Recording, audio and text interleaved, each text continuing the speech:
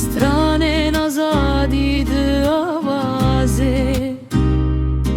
her çend bahar bi çile derbas bû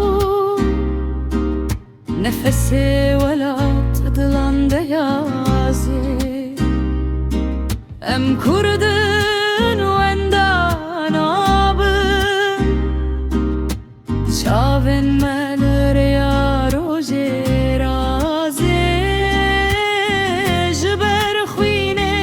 şehîdan her roj nava me bila û xişk diyarê azadî sazê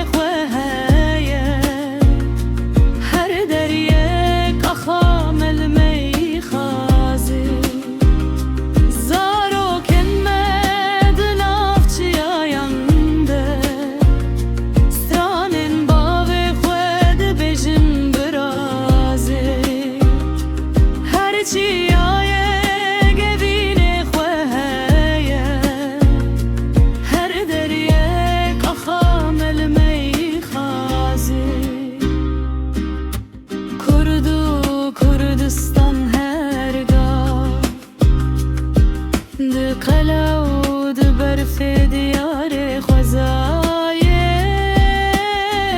ام بمين وقتي آيه بلن ناهر قد بربراني تاي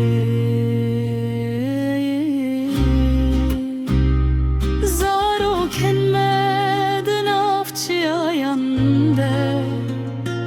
stranên bavê xwe dibêjin birazê her çi